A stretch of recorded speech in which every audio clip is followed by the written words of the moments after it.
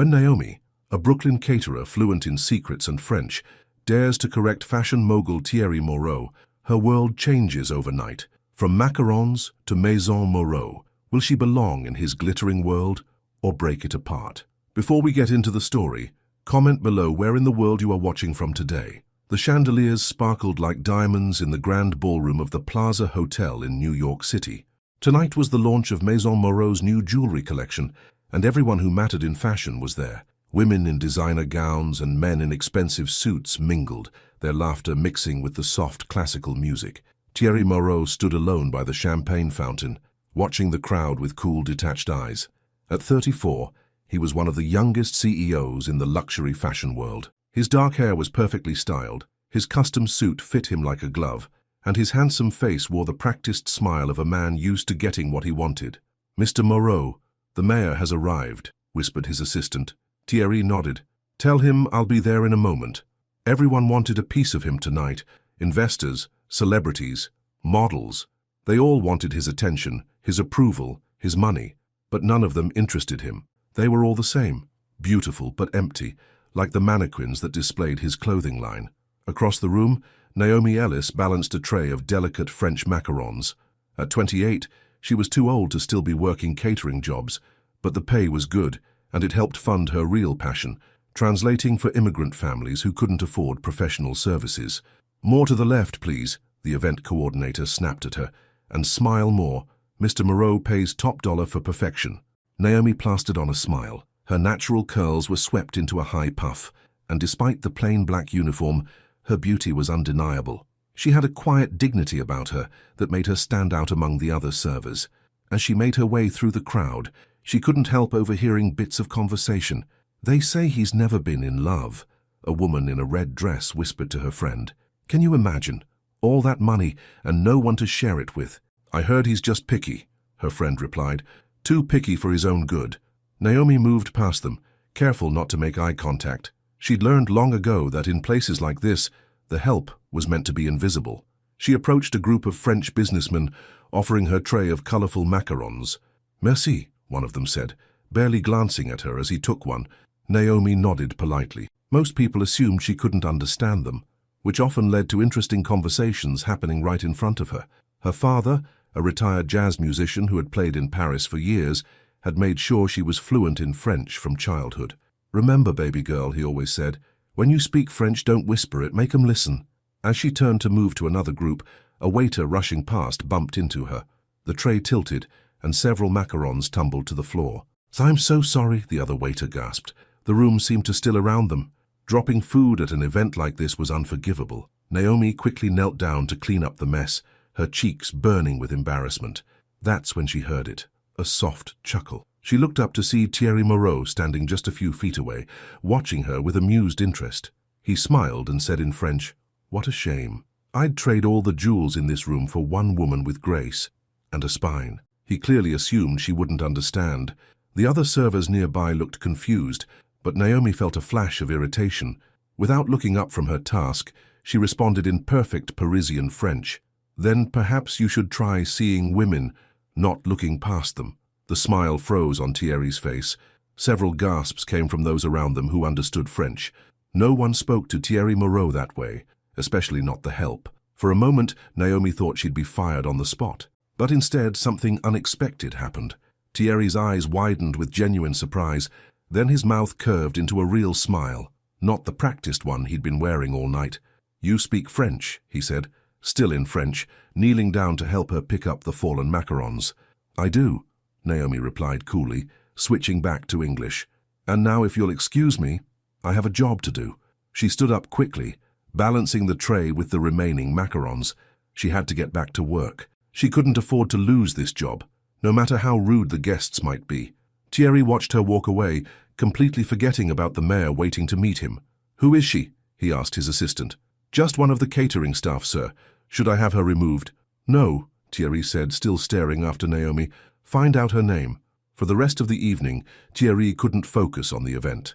He made small talk with investors and posed for photos, but his eyes kept searching for the beautiful server who had spoken back to him in perfect French. When he spotted her again, she was serving champagne near the exit. He made his way toward her, but was stopped by a blonde woman in a silver dress.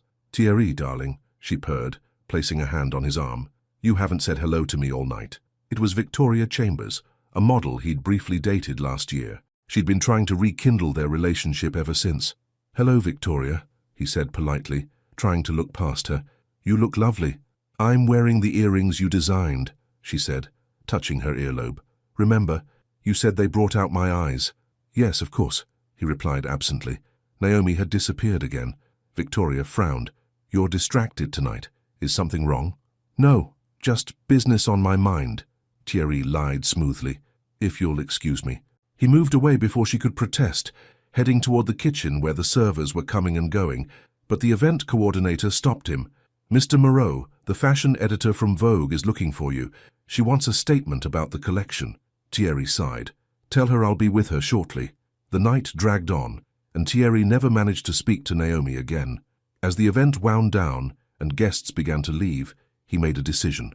He slipped away from his entourage and went out the back entrance of the hotel, where the catering vans were being loaded. The night air was cool against his face. He loosened his tie and waited, watching as servers emerged from the building, changed out of their uniforms into street clothes.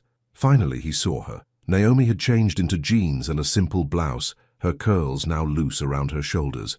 She looked even more beautiful than before. She didn't notice him at first, digging through her purse for something as she walked.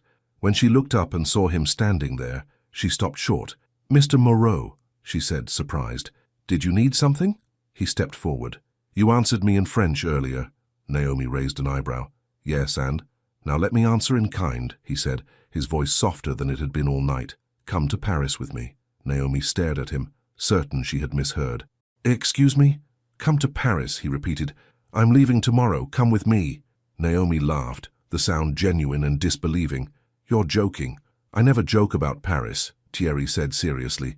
"You don't even know my name," she pointed out. "Then tell me," he said. She hesitated, then said, "Naomi, Naomi Ellis." "Naomi," he repeated, as if testing how it felt on his tongue. "I'm Thierry." "I know who you are, Mr. Moreau," she said. "Everyone does." "Then you have the advantage," he said, "because I want to know who you are. How does a catering server speak French like a Parisian?" "My father played jazz in Paris for years," she explained reluctantly. "He made sure I learned the language properly." Thierry nodded, fascinated.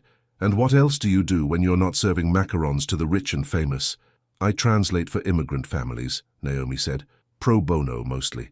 I have a degree in international relations from Columbia, but the job market isn't exactly welcoming to people like me." Thierry frowned. "What do you mean?" Naomi gave him a look that suggested he was being naive. "A black woman without connections? The doors don't exactly swing open." Thierry considered this. It wasn't something he'd had to think about before. "Then let me open a door for you. Come to Paris. I can offer you a job as a translator for my company." "We do business all over the world." Naomi crossed her arms. "Is that what this is? A job offer?" Thierry hesitated. "It can be whatever you want it to be. And if I say no, then I'll respect your decision," he said. "But I hope you'll say yes." Naomi studied his face, trying to figure out if this was some kind of trick. "Why me?" "Because I spoke back to you, because I'm some kind of novelty. Because in a room full of people trying to impress me, you were the only one who didn't care what I thought," Thierry said honestly. "That's refreshing." Naomi didn't know what to say. This was crazy. People didn't just fly off to Paris with men they'd just met, especially not men like Thierry Moreau. "I don't go anywhere as someone's fantasy," she finally said. "I go as myself." Thierry's eyes softened. "I wouldn't want it any other way." Naomi took a deep breath. She thought about her tiny apartment, her stack of unpaid bills, the translation jobs that barely covered rent. She thought about her father, who always told her to take chances. "If you're looking for an accessory, you've picked the wrong woman," she warned. "Good," Thierry replied. "I'm not dressing up. I'm undressing everything I thought I knew." The sincerity in his voice surprised her. "Could this actually be happening?" "I'd need time," she said, "to pack, to make arrangements." Thierry's face lit up. "So that's a yes?" "It's a maybe," Naomi corrected. "I need to think about it." "Fair enough," Thierry said, pulling out his phone. "Give me your number. My flight leaves tomorrow at 3 p.m. from JFK, private terminal." Naomi hesitated, then recited her number. Thierry entered it into his phone. "I'll send a car for you at noon," he said, "if you decide to come." Before she could respond, A sleek black car pulled up beside them. The driver got out and opened the back door. "Your car, Mr. Moreau," the driver said. Thierry nodded. "Think about it, Naomi Ellis.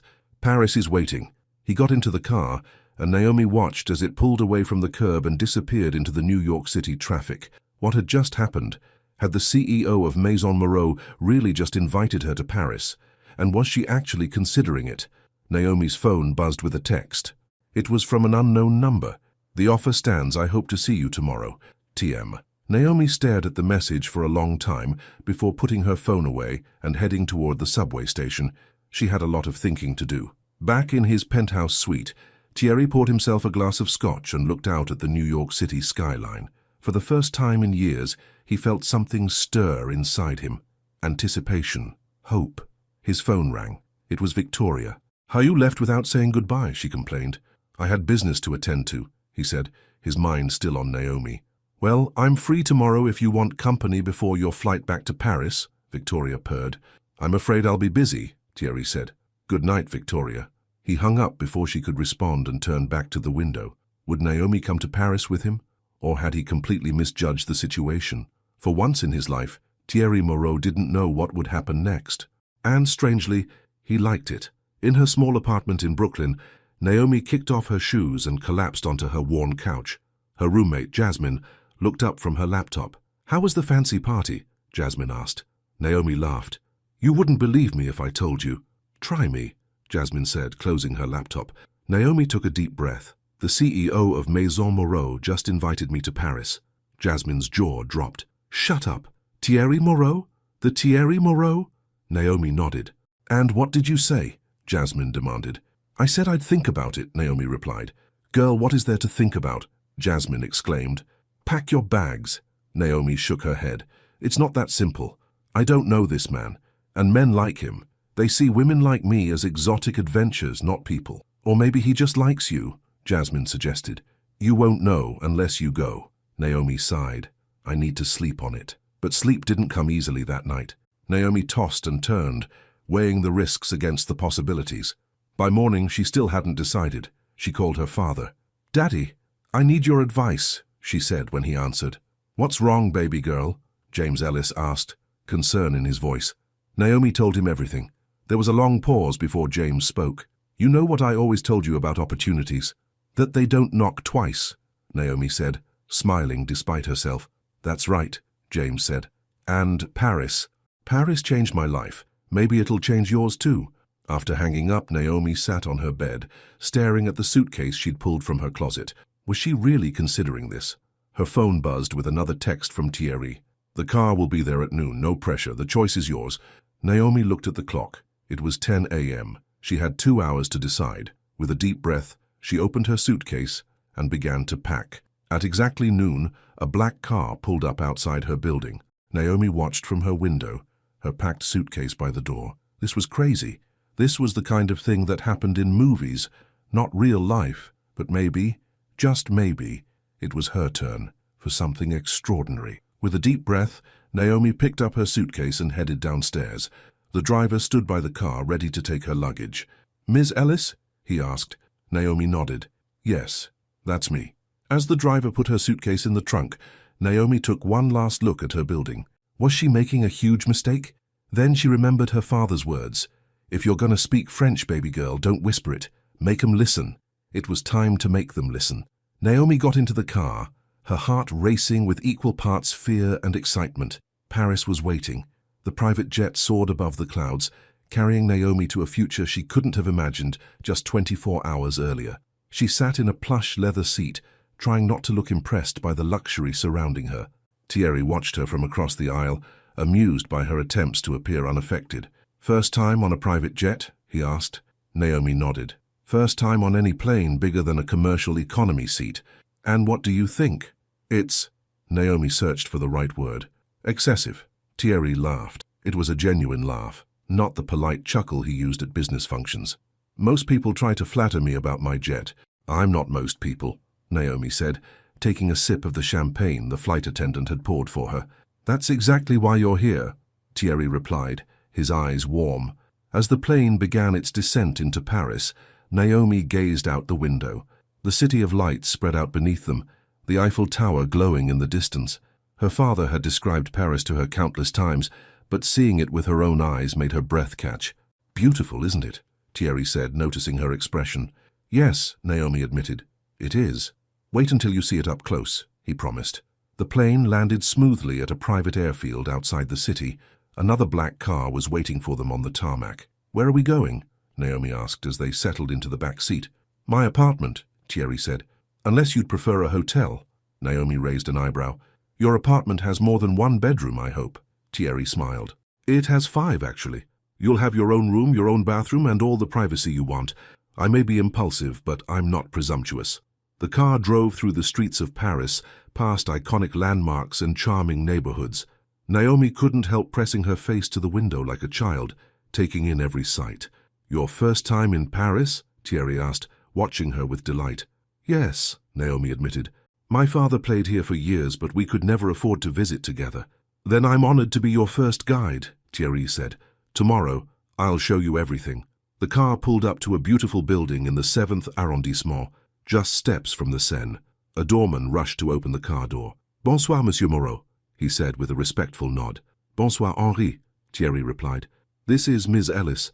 She'll be staying with me for a while." Henri smiled at Naomi. "Bienvenue à Paris, mademoiselle." "Merci," Naomi replied, suddenly feeling very far from Brooklyn. Thierry's apartment occupied the entire top floor of the building. When the elevator doors opened, Naomi stepped into a space that took her breath away. Floor-to-ceiling windows offered a stunning view of the Eiffel Tower.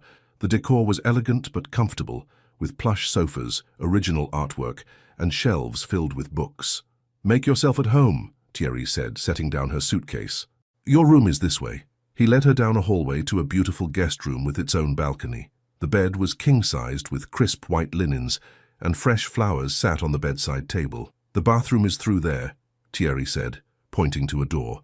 "There are fresh towels and the closet is empty. Please use it as you wish." Naomi stood in the middle of the room, feeling overwhelmed. "This is very generous," Thierry shrugged. "It's just a room." "No," Naomi said firmly. "This isn't just a room and this isn't just a trip. I need to know what your expectations are, Thierry." He leaned against the doorframe, studying her face. "My only expectation is to get to know you better, Naomi. Nothing more." "And the job you mentioned? As a translator?" "That offer stands," Thierry said, "but there's no rush. Take a few days to see Paris first." Naomi nodded slowly. "Thank you. You must be tired," Thierry said. "Why don't you rest? We can have dinner later if you'd like." After he left, closing the door behind him, Naomi sat on the edge of the bed. What was she doing here? This man was a stranger, a rich, powerful stranger who could have anything and anyone he wanted. She reached for her phone and called her father. "I'm in Paris," she said when he answered. "Baby girl," James exclaimed. "How is it? Everything you dreamed?" "It's beautiful," Naomi admitted. "But I'm staying at Thierry's apartment and it's intimidating." James was quiet for a moment. "Is he treating you with respect?" "Yes," Naomi said. "He's been a perfect gentleman." "Then give it a chance," James advised. "But remember who you are. You're not there to blend in or disappear. You're there to stand out." After hanging up, Naomi unpacked her suitcase. Her simple clothes looked out of place in the elegant room. She had packed in a hurry, grabbing whatever was clean. Jeans, t-shirts, one nice dress for a potential job interview. Nothing suitable for dinner with a fashion CEO in Paris. There was a soft knock at the door. "Yes?" Naomi called. Thierry opened the door slightly. "I thought you might need this." He held out a shopping bag. Naomi took it cautiously. Inside was a beautiful silk scarf in shades of blue and green. "I designed it last season," Thierry explained. "The colors reminded me of your eyes." Naomi touched the scarf gently. It was the most beautiful thing she'd ever owned. "Thank you. Dinner will be ready at 8, Thierry said. "Nothing formal, just us." After he left, Naomi held the scarf up to the light. It was exquisite. She wrapped it around her neck and looked in the mirror. The colors did bring out her eyes. At 8 o'clock, Naomi emerged from her room wearing jeans, a simple black top, and Thierry's scarf. She had refreshed her makeup and let her curls loose around her shoulders. Thierry was waiting in the living room, dressed casually in slacks and a sweater. He had set the dining table with candles and flowers. "You look beautiful," he said when he saw her. "It's the scarf," Naomi replied, touching it self-consciously. Thierry shook his head. "It's you. The scarf is just lucky to be there." Dinner was served by a private chef who had prepared a selection of French classics. As they ate, Thierry told Naomi about growing up in Paris, about his parents who had started Maison Moreau as a small boutique, and about his dreams for the company's future. "What about you?" he asked. "What are your dreams, Naomi Ellis?" Naomi took a sip of wine. "I want to make a difference. I studied international relations because I wanted to work for the UN or a non-profit, helping refugees and immigrants navigate their new lives. But those jobs are hard to get without connections. So you translate on your own?" "Yes," Naomi said. "I work with families who can't afford professional services. It's not much, but it matters to them." Thierry leaned forward, genuinely interested. "How many languages do you speak?" "4 fluently," Naomi said. "English, French, Spanish, and Arabic. I can get by in Italian and Portuguese too." Thierry looked impressed. "That's remarkable." Naomi shrugged. "It comes naturally to me. My father says I have a good ear for language, just like he has for music." After dinner, they moved to the balcony with glasses of wine. The Eiffel Tower sparkled in the distance. "Thank you for coming to Paris with me," Thierry said quietly. Naomi turned to look at him. "Why did you ask me, really?" Thierry was silent for a moment, considering his answer. "Because when you spoke to me in French, it was the first honest moment I've had in years. Everyone else tells me what they think I want to hear. You told me the truth, and that's enough to fly someone halfway around the world." "For me, yes," Thierry said simply. Naomi studied his face in the moonlight. He was even more handsome here, in his element, relaxed and open. "You're not what I expected," she admitted. "What did you expect?" "Someone colder, more calculating." Thierry smiled ruefully. "That's what most people see. It's easier that way in business." They talked for hours, about books they'd read, places they'd been, music they loved. Naomi was surprised to discover that beneath his polished exterior, Thierry was thoughtful and curious about the world. When Naomi finally yawned, unable to hide her exhaustion, Thierry stood up. "You should get some rest. Jet lag can be brutal." "Thank you for dinner," Naomi said, rising from her chair. "And for all of this." On impulse, she leaned in and kissed his cheek. Thierry looked surprised, then pleased. "Good night, Naomi," he said softly. "Good night, Thierry." The next morning, Naomi woke to sunlight streaming through her window. For a moment, she didn't know where she was. Then the events of the previous day came flooding back. She was in Paris, in Thierry Moreau's apartment. She got out of bed and opened the balcony doors. The city stretched out before her, beautiful and ancient and new all at once. The sound of a piano drifted through the apartment. Naomi followed the music to a room she hadn't seen the night before. The door was ajar, and through it she could see Thierry sitting at a grand piano, playing a classical piece she didn't recognize. She watched him for a moment, surprised by this hidden talent. He played with feeling, his eyes closed, lost in the music. When he finished, Naomi couldn't help applauding. Thierry looked up, startled. "I didn't know you played," Naomi said, stepping into the room. "Not many people do," Thierry admitted. "It's just a hobby." "You're very good," Naomi said, moving closer to the piano. "What was that piece?" "Debussy," Thierry said. "Clair de Lune. Do you play?" Naomi shook her head. "My father tried to teach me as a child, but I never had the patience. I can play heart and soul, and that's about it." Thierry smiled and moved over on the bench, patting the space beside him. "Show me." Hesitantly, Naomi sat down next to him. Their shoulders touched as she placed her fingers on the keys and began to play the simple tune. Thierry joined in, adding complexity to the basic melody. They played together, laughing when Naomi hit a wrong note. The morning light streamed through the windows, catching the dust motes in its golden glow. When they finished, Thierry's hand lingered near hers on the keys. "You have a good ear," he said softly. "Not like you," Naomi replied, suddenly aware of how close they were. Thierry's phone rang, breaking the moment. He sighed and stood up to answer it. "Oui?" he said, his tone shifting to business mode. "Non, je ne peux pas aujourd'hui. J'ai d'autres plans." After a brief conversation, he hung up and turned back to Naomi. "Sorry about that. Work never stops, even on weekends." "It's Sunday," Naomi realized. "Don't you need to go to the office?" Thierry shook his head.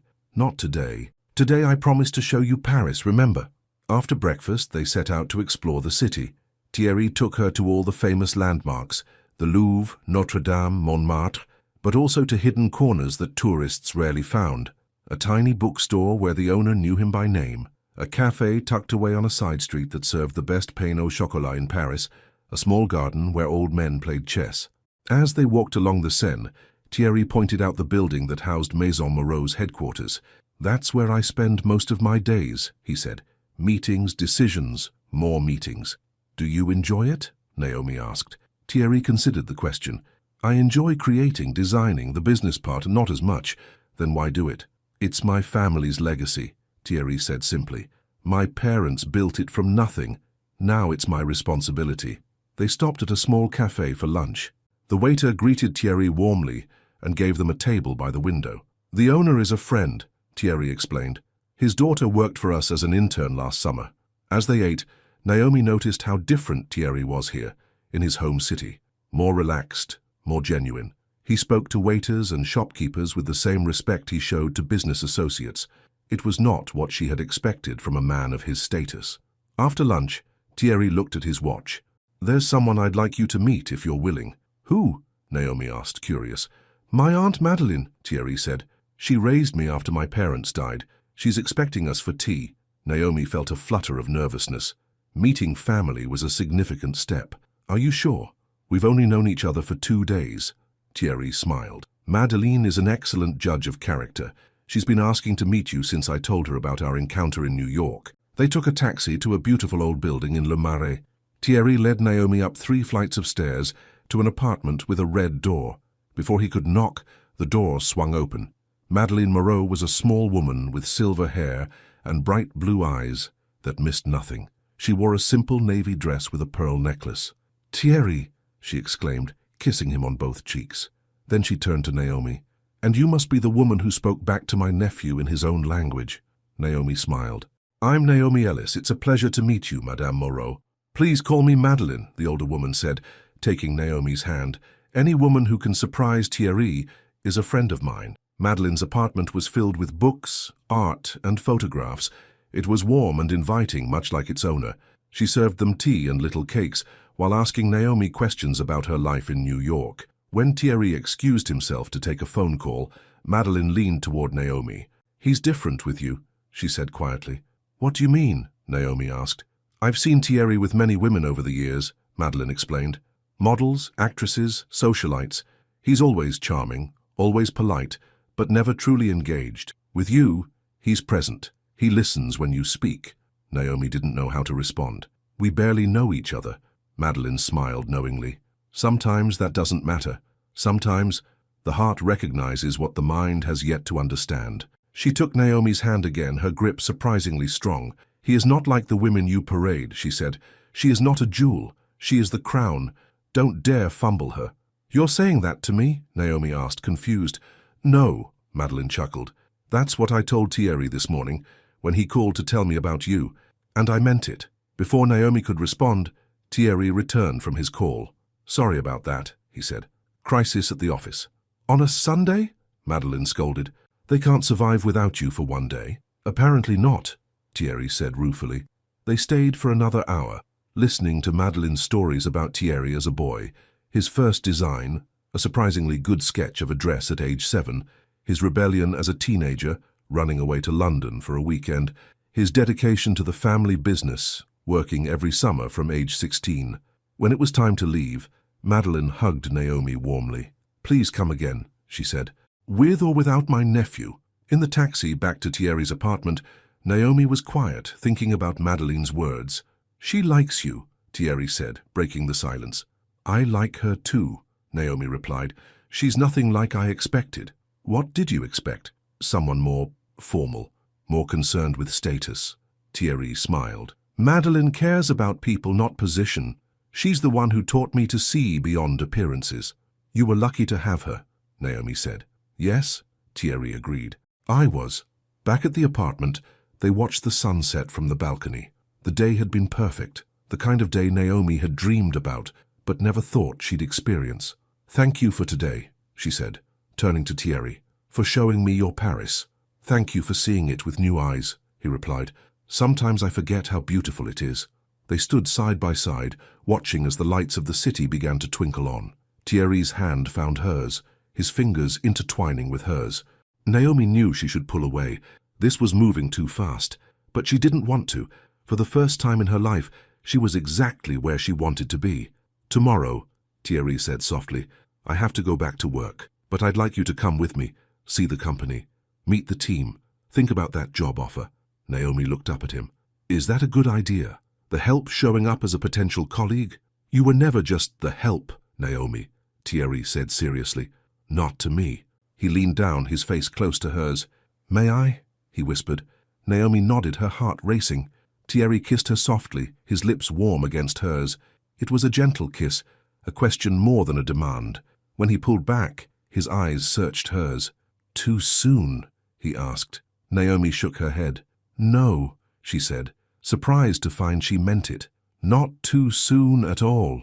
This time she was the one who leaned in, her hand finding the back of his neck as their lips met again. The kiss deepened, and Naomi felt herself falling, not just into the kiss but into everything Thierry represented. Possibility, adventure, a life she'd never imagined for herself. When they finally broke apart, Thierry rested his forehead against hers. I've never felt this way before, he admitted. This quickly. Neither have I, Naomi said. They stayed on the balcony until the night grew cool, talking and kissing and planning for tomorrow. When Naomi finally went to bed, her lips still tingling from Thierry's goodnight kiss, she called her father. How's Paris? James asked. Magical, Naomi admitted, and a little scary. That's how you know it's worth it, James said. The best things in life always are. As Naomi drifted off to sleep, she thought about how much had changed in just 2 days. She had come to Paris as a stranger, but somehow it already felt like she belonged. In his room down the hall, Thierry lay awake, thinking about Naomi. He had brought her to Paris on impulse, intrigued by her spirit and her honesty. He hadn't expected to feel this connection, this desire to know everything about her. For the first time in his life, Thierry Moreau was falling in love, and it terrified him, but in the best possible way. Monday morning arrived with golden sunlight streaming through the windows of Thierry's apartment. Naomi stood in front of the mirror in her room, trying to decide what to wear for her first visit to Maison Moreau headquarters. She had laid out her best outfit, a simple black dress she had packed for potential job interviews, but now it seemed woefully inadequate for a French fashion house. There was a soft knock at her door. Come in, she called. Thierry entered, already dressed in a perfectly tailored grey suit that made him look every inch the powerful CEO. He carried a large white box tied with a black ribbon. Good morning, he said, his eyes warming at the sight of her. Did you sleep well? Yes, thank you, Naomi replied, suddenly self-conscious in her robe. I was just trying to figure out what to wear. Thierry placed the box on her bed. I thought you might need something for today. If you want it, of course. Naomi approached the box cautiously. Thierry, you don't need to buy me clothes. It's not buying, he clarified. It's from our collection. Consider it a loan if that makes you more comfortable. Naomi hesitated, then untied the ribbon and opened the box. Inside was a stunning burgundy dress with clean, elegant lines. It was simple, yet sophisticated, exactly her style, if she could have afforded such things. It's beautiful, she admitted, touching the fabric. You don't have to wear it, Thierry said quickly. I just thought, for your first day at Maison Moreau. Naomi looked up at him, understanding his concern. You think my clothes aren't good enough? Thierry frowned. That's not what I meant. I just want you to feel comfortable. In your world, Naomi finished for him. Yes, he admitted, but it's your choice. Naomi considered the dress again. It was gorgeous, and truthfully, she would feel more confident in it than in her old black dress. Thank you, she said finally. I'll wear it today. Thierry smiled, relieved. I'll wait for you in the kitchen. Take your time. After he left, Naomi put on the dress. It fit perfectly, as if it had been made for her. She added the blue-green scarf Thierry had given her and looked in the mirror. The woman who stared back at her looked elegant, polished, like she belonged in the world of high fashion. But did she? Or was she just playing dress-up? In the kitchen, Thierry was reading the morning paper and drinking coffee. He looked up when Naomi entered, and his face registered such genuine appreciation that she felt her doubts melt away. You look beautiful, he said simply. Thank you, Naomi replied, accepting the cup of coffee he offered her, for the dress and for the compliment. They ate breakfast together, talking about the day ahead. Thierry explained the structure of Maison Moreau, the design team, the marketing department, the production division. The position I have in mind for you would be in our international relations department, he said. We have clients all over the world, and your language skills would be invaluable. Would I be translating? Naomi asked. That, and helping to bridge cultural gaps, Thierry explained. Fashion is global, but tastes and expectations vary widely. Someone with your background could help us navigate those differences. It sounded like a dream job, exactly what she had studied for at Columbia. But a nagging doubt remained. "Thierry," she said carefully, "I need to know something. Is this a real job, or are you creating a position for me because we're whatever we are?" Thierry set down his coffee cup. "It's a real job, Naomi. One that needs to be filled. I won't lie and say that our personal connection didn't make me think of you for it, but I wouldn't offer it to you if I didn't believe you were qualified." Naomi nodded, satisfied with his honesty. "Then I look forward to learning more about it." They arrived at Maison Moreau headquarters in Thierry's chauffeured car. The building was a stunning blend of historic architecture and modern design, a perfect reflection of the brand itself. As they walked through the lobby, Naomi was aware of the curious glances from employees. It wasn't every day that Thierry Moreau arrived with a woman on his arm. "Good morning, Mr. Moreau," said the receptionist, her eyes darting to Naomi with obvious curiosity. "Good morning, Sophie," Thierry replied. "This is Naomi Ellis. She'll be with me today, learning about the company." Sophie smiled politely. "Welcome to Maison Moreau, Miss Ellis." Thierry led Naomi to the elevator, his hand resting lightly on the small of her back. As the doors closed, he leaned down to whisper in her ear. "Ready?" Naomi took a deep breath. "Ready." The executive floor was a hive of activity. Assistants hurried back and forth with coffee and documents, phones rang constantly, and the glass-walled conference rooms were filled with people in animated discussions. Thierry's office was at the end of a long hallway, a spacious corner room with floor-to-ceiling windows and views of the Seine. A young woman sat at a desk outside, typing rapidly on a computer. "Good morning, Christine," Thierry said. "This is Naomi Ellis. She'll be shadowing me today and meeting with HR later about a position in international relations." Christine stood and offered her hand to Naomi. "Pleased to meet you, Miss Ellis. Can I get you anything? Coffee? Water?" "No, thank you," Naomi replied, impressed by the woman's friendly professionalism. Inside Thierry's office, Naomi took in the space that represented the center of his world. It was elegant but functional. A large desk, comfortable seating area, and walls lined with framed sketches of Maison Moreau designs throughout the years. "These are beautiful," Naomi said, examining a delicate drawing of a gown. "My mother's work," Thierry explained, coming to stand beside her. "She was the real artistic genius behind Maison Moreau. My father handled the business, but the vision was all hers." "You must miss them," Naomi said softly. Thierry nodded. "Every day. But they built something that lives on, and now it's my job to protect it and help it grow." Christine knocked on the door. "Mr. Moreau, the executive team is ready for the Monday meeting." "Thank you, Christine," Thierry said. He turned to Naomi. "Are you ready to meet the team?" The conference room was filled with about a dozen people, all impeccably dressed and carrying tablets or notebooks. The conversation stopped abruptly when Thierry entered with Naomi. "Good morning, everyone," Thierry said, gesturing for Naomi to take a seat beside him at the head of the table. "Before we begin, I'd like to introduce Naomi Ellis. She's considering a position with our international relations team, and I've invited her to observe today to get a feel for how we operate." Naomi smiled and nodded at the group. Most returned her smile, but a few exchanged glances that made her uncomfortable. A blonde woman at the far end of the table spoke up. "International relations? I wasn't aware we had an opening there." "We've been discussing expanding the team for months, Sylvie," Thierry replied coolly. "As our Asian market grows, we need someone with strong language skills and cultural understanding." Sylvie raised an eyebrow but said nothing more. The meeting proceeded, with various department heads providing updates on current projects. Naomi listened attentively, impressed by the breadth and complexity of the operation. Thierry ran the meeting efficiently but with a light touch, encouraging input from everyone around the table. When the meeting ended, Thierry introduced Naomi to each team member individually. Most were polite, if a bit reserved. The last was Sylvie Laurent, the marketing director. "Naomi," she said, her smile not quite reaching her eyes, "what an interesting background you must have. Where did you work before this?" "I was a freelance translator in New York," Naomi replied. "For which agency?" Sylvie pressed. "Independent," Naomi clarified. "I worked primarily with immigrant families who couldn't afford agency rates." Sylvie's eyebrows rose slightly. "How charitable. And before that? Which fashion houses have you worked with?" "None," Naomi admitted. "My degree is in international relations from Columbia University." "Columbia," Sylvie repeated, as if testing the word. "Well, Academic experience is valuable in its way, though in fashion, practical experience tends to count for more. Before Naomi could respond, Thierry cut in. Naomi's linguistic abilities and cultural insights are exactly what we need, Sylvie.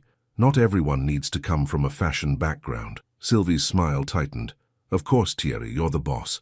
She turned back to Naomi. Welcome to Maison Moreau. I'm sure it will be an education for you. As Sylvie walked away, Naomi felt a chill. The woman clearly viewed her as an outsider, maybe even a threat. Don't mind Sylvie, Thierry said quietly. She's territorial. She doesn't think I belong here, Naomi observed. That's her problem, not yours, Thierry assured her. Come, let me show you the design studio. The rest of the morning passed in a whirlwind tour of the company. Naomi met designers, pattern makers, marketers and salespeople. Most were welcoming, but she could feel the undercurrent of curiosity. Who was this American woman that Thierry had brought into their world? At lunch, Thierry had to attend an unexpected meeting with an important client. I'm sorry, he told Naomi. This shouldn't take long. Christine will show you to the company cafeteria. Naomi assured him it was fine. She was used to being on her own. The cafeteria was elegant, more like a small restaurant than a typical workplace dining room. Christine helped Naomi get a tray of food, then had to return to her desk. Will you be okay on your own, she asked. Of course, Naomi said with a smile. Thank you for your help. Finding an empty table, Naomi sat down with her lunch. She could feel eyes on her from around the room, but she held her head high, determined not to show discomfort. A young woman approached her table. Excuse me, she said in English with a heavy French accent. May I join you? Please, Naomi replied in French, gesturing to the empty chair. The woman smiled, pleasantly surprised. You speak French? I'm Marie. I work in the design department. Naomi, it's nice to meet you. Marie set down her tray and leaned in conspiratorially. Everyone is talking about you. I'm not surprised, Naomi said dryly. It's just, Mr. Moreau never brings women to the office, Marie explained. Especially not beautiful American women. Naomi sighed. I'm not just here as his guest. I'm being considered for a position in international relations. Marie nodded, but her expression suggested she didn't entirely believe that was the whole story. How did you meet him? Naomi hesitated, then decided honesty was best. I was working at an event in New York, serving macarons, actually. Marie's eyes widened. Really? And he just hired you? It's more complicated than that, Naomi said, uncomfortable with the direction of the conversation. I'm sorry, Marie said quickly.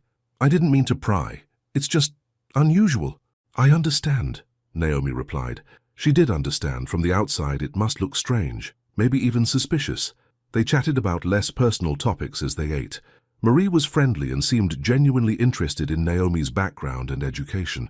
As they were finishing lunch, Sylvie Laurent approached their table with two other women. Marie, she said sharply, don't you have the new sketches to complete? Marie jumped up.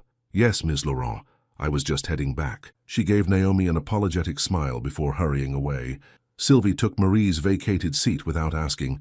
The other two women remained standing nearby. So, Naomi, Sylvie said, switching to English, I've been curious about how you and Thierry met. It must be quite a story. Naomi maintained her composure. I'm sure Thierry would be happy to tell you if you're interested. Sylvie's smile hardened. I'm asking you. Naomi met her gaze steadily. We met at an event in New York last week. We connected over a shared love of language and culture. How romantic, Sylvie said, her tone suggesting it was anything but. And now you're here, ready to join our company. Such a rapid career change. I haven't accepted any position yet, Naomi pointed out. I'm still learning about the company. Of course, Sylvie agreed. It's important to understand what you're getting into. She leaned forward. Maison Moreau is not just a company, Naomi. It's an institution, a family. We protect our own. The threat was veiled but clear. I understand loyalty, Naomi said calmly. My father taught me its value. Did he also teach you about opportunity? Sylvie asked, her meaning unmistakable. Naomi felt a flash of anger but kept her voice level. He taught me about dignity and about recognizing when someone is trying to intimidate me. Sylvie's eyes narrowed. I'm simply looking out for the company's interests. Thierry is impulsive sometimes, especially when it comes to beautiful women. If you have concerns about my qualifications, I'd be happy to discuss them in a professional context, Naomi replied. Otherwise, I believe this conversation is inappropriate. Before Sylvie could respond, a voice cut through the tension. "Is everything all right here?" Thierry stood at the edge of the table, his expression unreadable. How long had he been there? What had he heard? Sylvie's demeanor changed instantly. "Thierry, we were just getting to know your friend." "Colleague," Thierry corrected firmly. "Potential colleague. Naomi, are you ready for your meeting with HR?" Naomi stood, grateful for the interruption. "Yes, thank you." As they walked away, Thierry placed a protective hand on her back. "What did Sylvie say to you?" he asked quietly.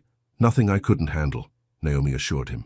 Thierry frowned. "She can be difficult." "She's protective of you," Naomi observed, "and suspicious of me." "She has no right to be either," Thierry said firmly. The meeting with HR was straightforward. The international relations role was real, with clear responsibilities and expectations. The salary offered was more than Naomi had ever dreamed of earning. By all objective measures, it was an incredible opportunity. So why did she still have doubts? After the meeting, Thierry took her to see the new collection being prepared for Paris Fashion Week. The designs were stunning, bold yet elegant, innovative yet wearable. "What do you think?" Thierry asked, watching her examine a deep blue evening gown. "They're beautiful," Naomi said honestly. "You have a real talent, Thierry." "It's a team effort," he said modestly. "But thank you." As they were leaving the showroom, they ran into a tall, thin woman with short silver hair and sharp features. She was impeccably dressed in a black suit that screamed expensive. "Thierry," she said, air-kissing both his cheeks, "I've been looking for you." "Geneviève," Thierry replied. "This is Naomi Ellis, Naomi Geneviève Dupont, our fashion director." Geneviève gave Naomi a quick once-over. "American?" she asked, though it wasn't really a question. "Yes," Naomi confirmed. Geneviève said, as if that explained everything. She turned back to Thierry. "We need to discuss the lighting for the show. The samples they sent are all wrong." "Can it wait until tomorrow?" Thierry asked. "I'm giving Naomi a tour today." Genevieve's lips thinned. "The show is in 3 weeks, Thierry. Everything matters now." Thierry sighed. "Give me 15 minutes, then I'll meet you in your office." After Geneviève left, Thierry looked apologetically at Naomi. "I'm sorry. Fashion Week preparations are always intense." "It's fine," Naomi assured him. "You have a company to run. I can entertain myself." "Christine can show you the rest of the building," Thierry suggested. "Then maybe you'd like to visit the Maison Moreau flagship store. The car can take you." Naomi agreed, and they parted with a brief kiss that raised eyebrows among the employees who witnessed it. The flagship store on Avenue Montaigne was a temple to luxury. Naomi felt out of place despite her borrowed dress, but the sales associates treated her with deference when they learned she was a guest of Thierry Moreau. As she browsed the collections, she overheard 2 saleswomen whispering in French. "That's her, the American he brought back from New York. She's pretty, I suppose, if you like that type." "It won't last. They never do with him. Still, to go from serving drinks to shopping here in a week, she must be good at something." Naomi's cheeks burned, but she kept her head high as she walked past them. She wouldn't give them the satisfaction of knowing their words had hurt her. Outside the store, she told the driver she'd prefer to walk back to the apartment. She needed time to think, to process everything she'd seen and heard today. Paris was beautiful in the late afternoon light, but Naomi barely noticed. Her mind was too full of questions. Did she really belong in Thierry's world, or was she just fooling herself? When she arrived back at the apartment, she found a note from Thierry saying he'd be late. "Fashion Week emergency. Make yourself at home. Sorry." Naomi changed out of the borrowed dress and into her own clothes, jeans and a simple top. She felt more like herself immediately. She called her father. "How's the job hunt going?" James asked. "They offered me a position," Naomi told him. "International relations. The salary it's more than I ever imagined, Dad." "That's wonderful," James exclaimed. "Isn't it?" Naomi sighed. "I don't know. Everyone there looks at me like I don't belong, like I'm just there because of Thierry." "Are you?" James asked gently. "The job is real," Naomi said, "and I'm qualified for it. But would I have gotten it without knowing Thierry? Probably not." "That's how the world works, baby girl," James said pragmatically. "It's not what you know, it's who you know, always has been." "But I want to earn my place," Naomi insisted. "Then earn it," James said simply. "Take the job if you want it, and prove to everyone, including yourself, that you deserve to be there." After hanging up, Naomi went out onto the balcony. The sun was setting, painting the Paris skyline in shades of gold and pink. It was breathtakingly beautiful. She thought about everything that had happened in the past few days. Meeting Thierry, coming to Paris, seeing a world she'd only dreamed about. It felt like a fairy tale, but fairy tales weren't real, and Naomi Ellis lived in the real world. She was still on the balcony when Thierry returned home hours later. He looked tired but smiled when he saw her. "I'm sorry about today," he said, joining her at the railing. "Fashion week is always chaotic." "It's fine," Naomi said. "I had time to think." Something in her tone made Thierry look at her more closely. "About? About us. About the job. About whether I belong in your world." Thierry frowned. "What did Sylvie say to you?" "Nothing I hadn't already thought myself," Naomi admitted. "Thierry, we come from different worlds. You're a CEO of a luxury fashion house. I was serving macarons at your event a week ago." "And," Thierry challenged, "does that matter?" "It matters to some people," Naomi said. "It might even matter to you eventually." Thierry took her hands in his. "It doesn't matter to me, Naomi. I care about who you are, not where you came from or what you do for a living." "People will talk," Naomi warned. "They already are." "Let them," Thierry said dismissively. "I've never cared what people think." "Easy to say when you're at the top," Naomi pointed out. Thierry sighed, acknowledging her point. "I can't change how others might see us, but I can promise you this. I will never see you as anything less than my equal, my partner." The word partner hung in the air between them. It was a big word, full of meaning and promise. "We've known each other for 3 days," Naomi reminded him. "Sometimes that's enough," Thierry said softly. He pulled her close, and Naomi let herself be held. Despite her doubts, despite the whispers and suspicious glances, being in his arms felt right. "About the job," she said against his chest. "I need to think about it more. Make sure I'm taking it for the right reasons." "Of course," Thierry agreed. "Take all the time you need." They stayed on the balcony until the stars came out, talking about everything and nothing. Thierry told her more about his childhood, about growing up in the shadow of Maison Moreau, about the pressure to live up to his parents' legacy. Naomi told him about her dreams of working at the UN, of using her language skills to help people in need. "You can still do that," Thierry pointed out. "Maison Moreau has a foundation that supports immigrant communities. You could be involved with that alongside your regular duties." The idea appealed to Naomi. Perhaps there was a way to blend her dreams with this new reality. As they prepared for bed, Thierry mentioned that there was a company gala scheduled for Friday night. "It's an annual event," he explained, "to celebrate our heritage and preview elements of the new collection before Fashion Week. I'd like you to come as my guest." Naomi hesitated. A gala meant dressing up, being scrutinized, facing the entire company as Thierry's. "What? Girlfriend, employee, both?" "I don't have anything to wear to a gala," she said. Thierry smiled. "I think we can solve that problem." The next day, he took her to the company's design studio. A team of seamstresses took her measurements while designers showed her sketches of gowns. "Pick any design you like," Thierry told her. "They'll make it for you." It was overwhelming. The dresses were all gorgeous, all far more expensive than anything Naomi had ever owned. "I can't accept this," she whispered to Thierry. "It's too much." "Consider it a loan," he suggested, "like the dress you wore yesterday." Finally, Naomi selected a relatively simple design, a black gown with clean lines and subtle detailing. Elegant, but not flashy. "A perfect choice," the head designer approved. "It will be ready by Thursday for a final fitting." As they left the studio, Naomi still felt uncertain. "Thierry, are you sure about this? About me coming to the gala?" "Absolutely," he said firmly. "I want everyone to see us together, to understand that you're important to me." The rest of the week passed in a blur of activity. Naomi spent more time at Maison Moreau, learning about the company and the role she'd been offered. Thierry was often busy with Fashion Week preparations, but he made time for her each evening, taking her to dinner or simply relaxing at home. Their connection deepened with each passing day. Naomi found herself falling for Thierry's intelligence, his passion for his work, his unexpected kindness to those around him, and Thierry seemed equally captivated by her quick mind, her independence, her willingness to challenge him.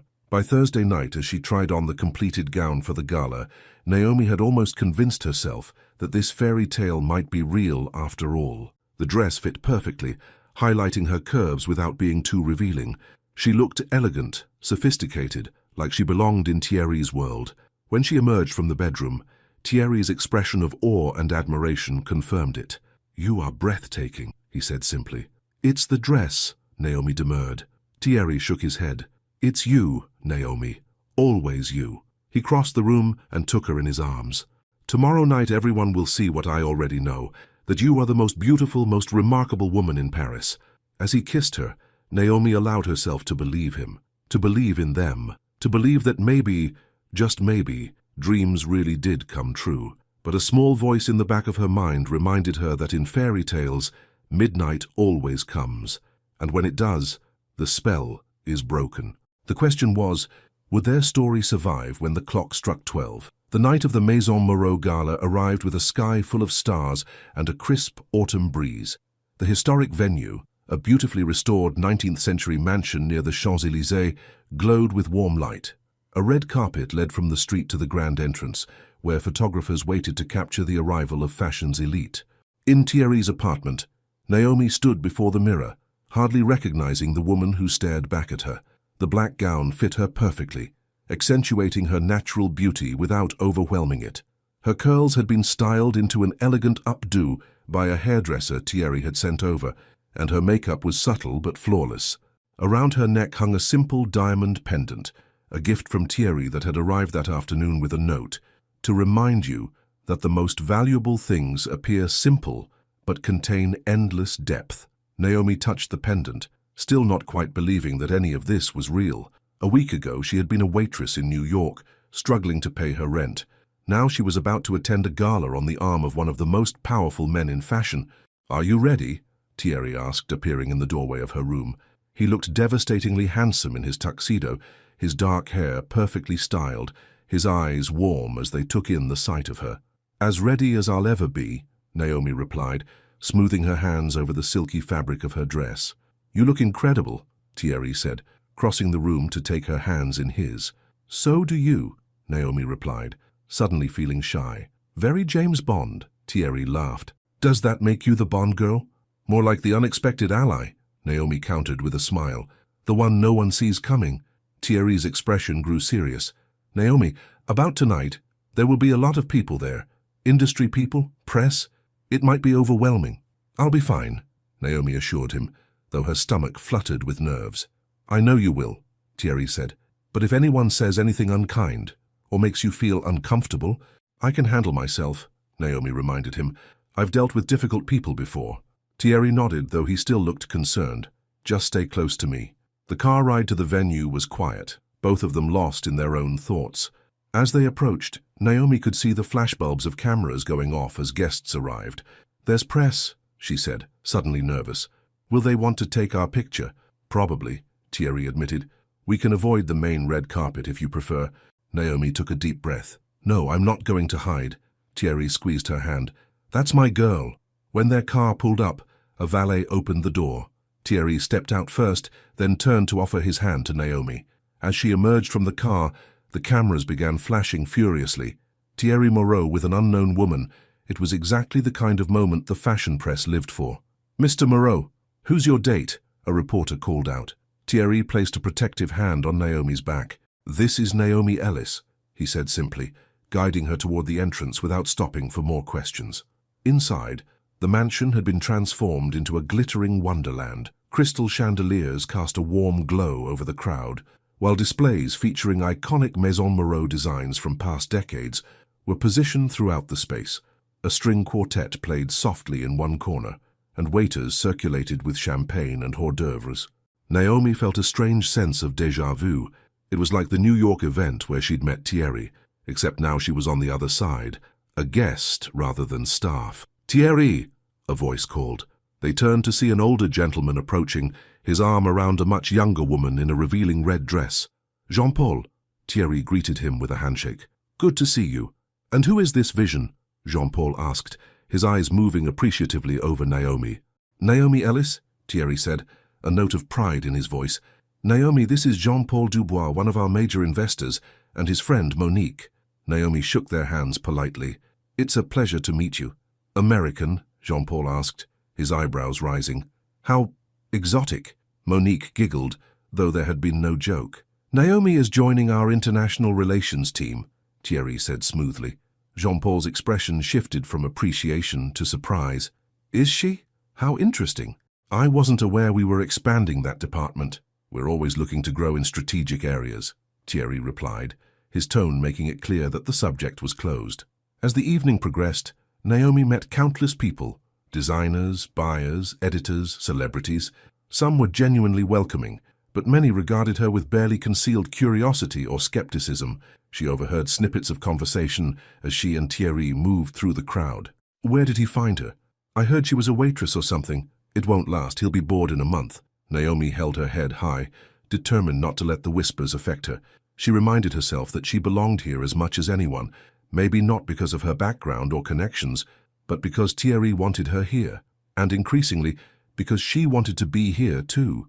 Sylvie Laurent appeared before them, stunning in a silver gown that hugged her slim figure. "Thierry," she purred, kissing both his cheeks. "The event is a triumph. Everyone is talking about the retrospective displays." "Thank you, Sylvie," Thierry replied, "but the credit goes to the team, not to me." Sylvie turned to Naomi, her smile not reaching her eyes. "Naomi, what a bold choice of dress." "Thank you," Naomi replied, refusing to take the bait. "I wanted something simple and elegant." "Simple is certainly one word for it," Sylvie said with a small laugh. "Though perhaps not what one expects at a Maison Moreau gala. We tend to favor more distinctive designs." Before Naomi could respond, Thierry cut in. "I think Naomi looks perfect. The dress was made for her by our own team." Sylvie's smile faltered slightly. "Was it? How fortunate for her to have such personal attention." The implication was clear, and Naomi felt her cheeks grow warm, but she kept her composure, meeting Sylvie's gaze steadily. "I'm very grateful," she said. "Everyone at Maison Moreau has been incredibly welcoming. Almost everyone," Thierry corrected with a pointed look at Sylvie. Sylvie laughed as if he'd made a joke. "Oh, Thierry, always the protector." She touched his arm familiarly. "We need to discuss the Tokyo expansion before you disappear. The Japanese team is here tonight." "Later," Thierry said firmly. "Right now, I'm with Naomi." Sylvie's eyes narrowed almost imperceptibly. "Of course. Enjoy your evening." As she walked away, Naomi let out a breath she hadn't realized she was holding. "She really doesn't like me." "Sylvie doesn't like anyone who has my attention," Thierry explained. "She's been trying to move from professional to personal with me for years." "And you've never been interested?" Naomi asked. Thierry shook his head. "Never. Sylvie is brilliant at her job, but she's not someone I could ever—" He trailed off, looking into Naomi's eyes. "Not someone I could feel this way about." The intensity of his gaze made Naomi's heart race. In that moment, surrounded by the glitz and glamour of the fashion world, she felt like the only woman in the room. The spell was broken by the arrival of Madeleine, Thierry's aunt, elegant in a navy blue gown. "Thierry, darling," she said, embracing her nephew. "And Naomi, you look absolutely beautiful." "Thank you, Madeleine," Naomi replied, genuinely happy to see a friendly face. "So do you." "Bah!" Madeleine waved away the compliment. "At my age one aims for dignified rather than beautiful, but I appreciate the kindness." She looked around the room. "Quite the circus, isn't it?" Thierry chuckled. "It always is." "I've been watching you two make the rounds," Madeleine said. "You're causing quite a stir, you know." "I'm aware," Thierry said dryly. "Good," Madeleine declared. "This place needs stirring up. Too many of the same faces saying the same things year after year." She took Naomi's hand. "You, my dear, are a breath of fresh air." Naomi smiled gratefully. "I feel more like a fish out of water." "The best people always do," Madeleine assured her. "Now tell me how you're finding Paris. Is my nephew being a good host?" They chatted for a while, Madeleine's warmth and wit putting Naomi at ease. But soon it was time for Thierry to give his address to the gathered guests. He excused himself, leaving Naomi with Madeleine. "He's different with you," Madeleine observed as they watched Thierry make his way to the small stage. "You mentioned that before," Naomi said. "It bears repeating," Madeleine replied. "I've known that boy his entire life. He's always been so careful, so controlled. Until you." Before Naomi could respond, Thierry began to speak. The room fell silent as he welcomed everyone to the gala and spoke about Maison Moreau's history and future. He was charismatic and compelling, clearly in his element as the head of the company. "As we look to the future," Thierry concluded, "we must remember that fashion is not just about clothes. It's about identity, about self-expression, about breaking boundaries. At Maison Moreau, we have always valued elegance, quality, and innovation. Those values will never change, but how we express them will continue to evolve as the world evolves around us." The crowd applauded, and Thierry stepped down from the stage to mingle once more. Naomi lost sight of him in the crowd, and Madeline was drawn away by old friends, leaving Naomi momentarily alone. She decided to get some air and slipped out onto one of the terraces overlooking the garden. The night was cool but not cold, and the garden was beautifully lit with small lanterns along the paths. Hiding from the sharks? Naomi turned to see Genevieve Dupont, the fashion director, stepping out onto the terrace. She held a glass of champagne in one hand and a cigarette in the other. "Just getting some fresh air," Naomi replied. Genevieve lit her cigarette and took a long drag. "I don't blame you, these events can be suffocating." She studied Naomi with sharp eyes. "So, you and Thierry?" It wasn't quite a question, but Naomi felt compelled to respond. "Yes." "He's never brought a woman to a company event before," Genevieve remarked. "Not even the models he dated." "I'm not a model," Naomi pointed out. "Clearly," Genevieve agreed, though without the malice Naomi might have expected. "You're something else entirely." Naomi wasn't sure how to take that. "Is that good or bad?" Genevieve shrugged. "Depends on your perspective." She took another drag of her cigarette. "Thierry is the face of Maison Moreau. Everything he does reflects on the brand, including who he dates," Naomi concluded. "Especially that," Genevieve confirmed. "The fashion world is small, Naomi, and it has a long memory." "Are you warning me?" Naomi asked directly. "Advising," Genevieve corrected. "There's a difference." Before Naomi could respond, the terrace door opened again and two younger women stepped out, both from the design team Naomi recognized. They stopped short when they saw Genevieve and Naomi. "Oh, we didn't realize anyone was out here," one of them said, clearly intimidated by Genevieve's presence. "It's fine, Sophie," Genevieve said. "We were just chatting." The two women hesitated, then moved to the far end of the terrace, speaking in low voices. But the night was quiet and their words carried. "That's her, the American," one whispered. "The one who's sleeping with the boss."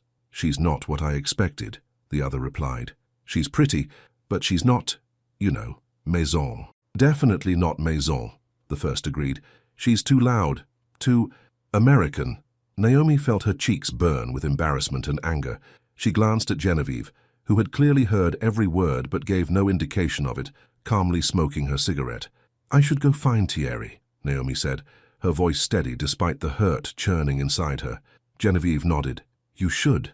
Naomi walked back into the ballroom, her head held high, despite the stinging tears threatening to form. She scanned the crowd for Thierry, but couldn't see him among the hundreds of guests. A hand touched her arm, and she turned to find Sylvie standing there with a group of fashion editors. "Naomi," Sylvie said sweetly, "we were just discussing the new direction Thierry is taking with the brand. What do you think? You must have insider information." The editors chuckled, and Naomi realized she was being mocked. The hurt she had been holding back surged forward, mixing with frustration and humiliation. "Excuse me," she said, pulling away from Sylvie's grip. "I need some air." She made her way through the crowd, no longer caring who saw the tears now falling freely. She just needed to get out, to escape the scrutiny and judgment, to find a quiet place to collect herself. She found a small, empty salon off the main hallway and slipped inside, closing the door behind her. Only then did she allow herself to break down, sinking onto a velvet settee and burying her face in her hands. What had she been thinking? That she could step into this world and be accepted, that a fancy dress and a diamond necklace could transform her into someone who belonged here. She was Naomi Ellis from Brooklyn, daughter of a jazz musician, a girl who had worked her way through college and still struggled to pay her bills. She wasn't maison, whatever that meant, and she never would be. After a few minutes, she pulled herself together. She needed to find Thierry, to tell him she was leaving, not just the gala, but Paris. This fantasy had been wonderful, but it wasn't real. It couldn't be. She wiped her tears, careful not to smudge her makeup, and opened the door to the salon. To her surprise, Thierry was standing there, hand raised as if about to knock. "Naomi," he said, relief washing over his face. "I've been looking everywhere for you." "I needed a minute," she explained, hoping her voice sounded normal, but Thierry knew her too well already. He could see the remnants of tears in her eyes, the tension in her shoulders. "What happened?" he asked, stepping into the salon and closing the door behind him. "Who upset you?" "It doesn't matter," Naomi said, shaking her head. "Thierry, I think I should go back to the apartment. I don't belong here." "What are you talking about?" Thierry asked, genuinely confused. "Of course you belong here, you're with me." "That's just it," Naomi explained. "I'm only here because of you. Everyone knows it. Everyone's talking about it. Let them talk, Thierry said dismissively. It's easy for you to say that, Naomi pointed out. You're Thierry Moreau. You belong anywhere you want to be. I'm not Maison, Thierry. Understanding dawned on his face. Who said that to you? Naomi shook her head. It doesn't matter. They're right. I'm not part of this world. Thierry took her hands in his. Naomi, listen to me. Maison Moreau isn't defined by what people like Sylvie or Genevieve think it should be. It's defined by what I say it is. And I say you belong. It's not that simple, Naomi argued. Yes, it is, Thierry insisted. If they can't see that, then they're the ones who don't understand what Maison Moreau really stands for.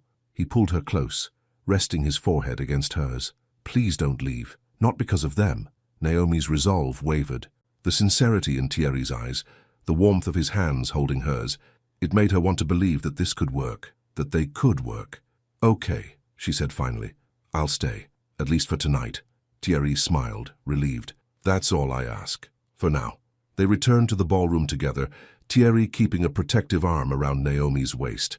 He led her straight to the center of the room, where the most influential guests were gathered, and clinked a spoon against his champagne glass to get their attention. Excuse me, he said, his voice carrying across the suddenly quiet room. I'd like to say a few words. Naomi looked at him in alarm. Thierry, what are you doing? But he just squeezed her hand reassuringly and continued. Maison Moreau was founded on a principle of elegance, he began. My parents believed that true elegance came not from following trends, but from authenticity, from integrity, from confidence. The crowd listened attentively, glasses in hand, curious about this impromptu speech. Over the years, we've sometimes lost sight of that, Thierry continued. We've confused elegance with exclusivity, with a narrowness of vision that my parents would never have endorsed.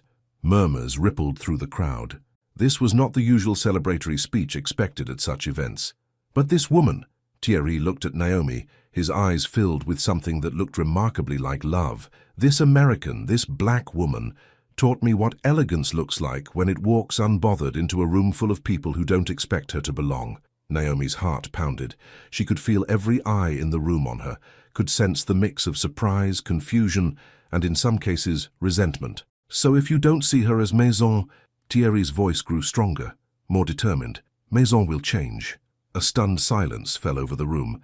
Then, unexpectedly, someone began to applaud. It was Madeleine, standing at the edge of the crowd, a proud smile on her face. Others joined in, first a few, then more until most of the room was applauding. Not everyone, of course. Sylvie stood stone-faced, her arms crossed. Genevieve looked thoughtful but reserved. But many guests seemed genuinely moved by Thierry's words, by his willingness to challenge the status quo for someone he cared about. When the applause died down, the music resumed, and the crowd began to disperse into smaller groups again. Thierry turned to Naomi. Was that too much? He asked, suddenly uncertain. Naomi shook her head, too overwhelmed to speak. No one had ever stood up for her like that, had ever put their own reputation on the line to defend her. Come with me, Thierry said, taking her hand. There's somewhere I want to show you. He led her through the mansion, up a narrow staircase, and onto a private balcony overlooking the Seine. The view was breathtaking, the river shimmering with reflected lights, the Eiffel Tower glowing in the distance. This is beautiful, Naomi said, moving to the railing to take in the sight. Thierry handed her a glass of wine he had brought with them. I thought you might need this. Naomi took a sip, the rich red wine warming her from the inside. Thank you, for this and for what you said down there. I meant every word, Thierry assured her, coming to stand beside her at the railing. They stood in comfortable silence for a moment, both looking out at the city lights. I didn't fall for your French, Thierry said suddenly, turning to face her. I fell for how you used it to correct me. Naomi smirked, remembering their first encounter. Then, get used to it. I correct a lot of things. Thierry leaned in, his eyes filled with tenderness. Then let's build something where I never stop learning. Naomi's heart swelled with emotion. Against all odds, against all expectations, including her own, she had found something real in this fairy tale. Someone who saw her, truly saw her, and valued her for exactly who she was. She let him kiss her, soft, deliberate, and full of meaning, not because he was rich, not because he was French, but because he listened. When they broke apart, Thierry kept her close, his arms around her waist. What are you thinking? He asked. That I never expected any of this, Naomi admitted. A week ago, I was serving champagne to people like you. Now I'm drinking it on a balcony in Paris with you. Life changes quickly sometimes, Thierry said, when you're open to it. Are you sure about this? Naomi asked, needing to hear it one more time. About us? About changing Maison Moreau for me? Not for you, Thierry corrected gently. Because of you. You've shown me what Maison Moreau could be, should be. More inclusive, more diverse, more authentic. He took her face in his hands. And yes, I'm sure about us. I've never been more sure of anything in my life. Naomi smiled, finally allowing herself to believe. I'm sure too. They stayed on the balcony for a long time, talking about the future. Thierry shared his vision for Maison Moreau, how Naomi could help expand their reach into new markets, how they could use the company's platform to support causes she cared about. What about your translation work? He asked. With immigrant families? Would you want to continue that? Naomi was touched that he remembered, that he cared about what mattered to her. Yes, I would. It's important to me. Then we'll make it happen, Thierry promised. Maybe through the Maison Moreau Foundation, we could establish a program specifically for translation services. As they talked and planned, Naomi realized that this was what partnership really meant. Not just sharing a life, but sharing dreams, values, purpose. When they finally returned to the gala, the atmosphere had shifted. Some guests still whispered as they passed, but others approached them with genuine interest, asking Naomi about her background, her experiences, her perspective on the brand. Sylvie kept her distance, but Genevieve sought them out near the end of the evening.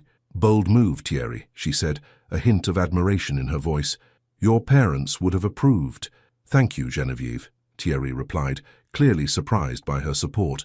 Genevieve turned to Naomi. I hope you'll bring some of that boldness to the company. We could use it. It wasn't quite an apology, but it was an acknowledgement. Naomi would take it. As the gala wound down, Thierry and Naomi said their goodbyes and headed back to his apartment. In the car, Naomi rested her head on Thierry's shoulder, content in a way she had never experienced before. Are you still planning to take the job? Thierry asked softly. Naomi nodded. Yes, but on one condition. Name it, Thierry said. I want to earn my place, Naomi explained. No special treatment, no shortcuts. I want to prove myself on my own merits. Thierry smiled. I wouldn't have it any other way. Back at the apartment, they stood once more on the balcony looking out at the Paris skyline. Naomi thought about everything that had happened since that moment in New York, when she had answered Thierry in French. One word, or rather one sentence, and Paris was hers. Not just the city, but everything it represented. Beauty, possibility, love. What are you thinking about? Thierry asked, wrapping his arms around her from behind. How quickly life can change, Naomi replied. How one moment can alter everything. For the better, I hope, Thierry said. Naomi turned in his arms to face him. Definitely for the better. As they kissed under the stars, Naomi knew that this was just the beginning of their story. There would be challenges ahead, no doubt. Skeptics to prove wrong, boundaries to break, a balance to find between their two worlds. But standing there in Thierry's arms, Paris spread out before them like a sea of lights. Naomi believed that they could face anything together, because he had seen her when no one else did, because she had challenged him when no one else would, and because against all odds they had found in each other exactly what they needed. Not a fantasy, but something real. 1 month later, Naomi stood in Thierry's office, her boyfriend's office, she still had to remind herself, waiting for him to finish a call. Outside the windows, Paris was decorated for Christmas, lights twinkling in the early dusk. She had been working at Maison Moreau for 3 weeks now, and despite the initial skepticism from some quarters, she was proving herself. Her language skills and cultural insights had already helped secure a major deal with a Japanese department store, and her ideas for the company's charitable foundation were being implemented. It hadn't been easy. Sylvie still treated her coolly, and some employees still whispered when she passed, but others had welcomed her warmly, appreciating the fresh perspective she brought to the company. And Thierry had been her rock, her champion, her partner in every sense of the word. He hung up the phone and smiled at her. Ready for dinner? Madeleine is expecting us at 7. Almost, Naomi said, sitting on the edge of his desk. I got a call today, from the New York office. Thierry raised an eyebrow. Oh? They want me to head up their international client relations team, Naomi explained. It would mean splitting my time between Paris and New York. Thierry was quiet for a moment, processing this information. Is that something you want to do? I think so, Naomi said. I miss New York sometimes and my father, but I don't want to leave Paris either. She took his hand. Or you. Thierry smiled. Then don't. We can make it work. I have business in New York regularly anyway, and your father should visit Paris. I want to meet the man who raised such an extraordinary woman. You're sure? Naomi asked. It would mean changes. If there's one thing you've taught me, Thierry said, pulling her into his arms, it's that change can be the best thing that ever happens to you. Naomi smiled, remembering that night in New York that had changed everything. One condition, she said. Name it, Thierry replied. No more borrowed dresses, Naomi declared. If I'm going to be a Maison Moreau executive, I need my own wardrobe. Thierry laughed. I think that can be arranged. He kissed her softly. Anything else? Naomi pretended to think about it. Just one more thing. What's that? I love you, she said simply. Thierry's eyes softened. I love you too. In English, in French, in any language you choose. As they left the office hand in hand, heading out into the Paris evening, Naomi felt a sense of completion. She had come to Paris as a stranger, uncertain and out of place. Now she was leaving Maison Moreau headquarters as a woman who knew exactly where she belonged. Not in New York or Paris, not in fashion or translation, not in any particular place or profession. She belonged with Thierry, the man who had seen her when everyone else looked past her, and that made all the difference in the world.